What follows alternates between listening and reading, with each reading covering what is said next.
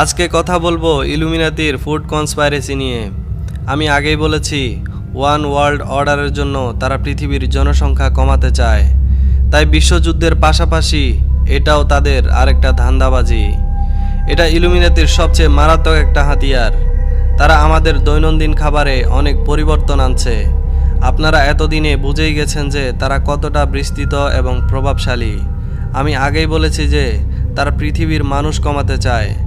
এই জন্য বিশ্বযুদ্ধ তো আছেই, তাছাড়া আরেকটা হাতিয়ারও আছে তাদের। বর্তমানে করোনা যে তাদের সৃষ্ট এক মহামারী তা হলফ করেই বলা যায়, কারণ এটি তাদের এজেন্ডার অন্তর্ভুক্ত। এবার মূল বিষয়ে আসি। তারা আমাদের দৈনন্দিন খাবারগুলোতে স্পার্টেম মিশিয়ে দিচ্ছে, সেটা হোক একটা চকলেট, কোক, বাটার বা সস। এখন এমন কোনো খাবার নেই যেই খাবারে স্পার্টেম নেই। আগে আমরা জেনে নিই স্পার্টেম মানে কি। স্পার্টেম হলো আর্টিফিশিয়াল সুগার। আসলে এটা একটা ব্যাকটেরিয়া। এটাকে কিছু মডিফাই করে এর চেহারা চেঞ্জ করে একে সুগার হিসাবে ব্যবহার করে। এটা মানবদেহের জন্য প্রচুর ক্ষতিকর। এটা মানবদেহে বাচ্চা জন্মদানের ক্ষমতা পর্যন্ত নষ্ট করে দেয়। শুধু তাই না, আমরা দেখে থাকি এখন প্রচুর প্রেগন্যান্সি মিসক্যারেজ হয়, যা আগে এতটা হতো না। আমরা দেখে থাকি এখন সময় আসার আগেই বাচ্চা জন্ম হওয়া খুব সাধারণ একটা ব্যাপার হয়ে গেছে। তারও কারণ এই স্পার্টেম। সিরিয়াল নামে একটা কোম্পানি 1965, 1977, 1981 সালে আমেরিকান সরকারের কাছে স্পার্টেম ব্যবহার করার জন্য তিনবার অনুমতি চেয়েছিল, কিন্তু প্রত্যেকবার তারা নিষেধাজ্ঞা পায়। কারণ সিরিয়াল এর নিজের পরীক্ষায় তারা যেই বানরগুলোর উপর এক্সপেরিমেন্ট করেছিল তার মধ্যে সবগুলো ক্যান্সারে আক্রান্ত হয়ে মারা গেছে।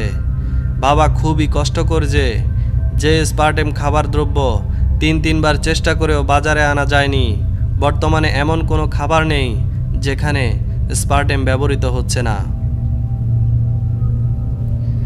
তারা এটাকে ইউনিজেক্স হিসেবে প্রকাশ্যে জনসাধারণের কাছে আনছে। বলা হয়ে থাকে পৃথিবীর জনসংখ্যা কমিয়ে বসবাসের উপযোগী করার নাম ইউজেনিক্স। জন পি হোলডেন হলেন হোয়াইট হাউসের একজন সায়েন্টিস্ট। তিনি তার লেখা বই ইকো সায়েন্সে এইসব ব্যাপারগুলো এত ভালোভাবে উপস্থাপন করেছেন যে সবাই ভাবে এটা খুবই ভালো একটা কাজ করেছে সরকার। তিনি বলেছেন খাবার আর পানীয়তে এমন কিছু মেশা উচিত যাতে বাচ্চা জন্ম নিতে সমস্যা হয়।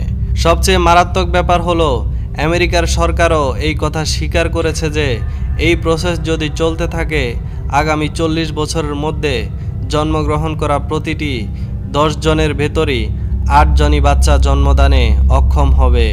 ইউএস সরকার বলেছে যে এটা তাদের প্ল্যান যে তারা পৃথিবীর জনসংখ্যা 80% কমিয়ে আনবে।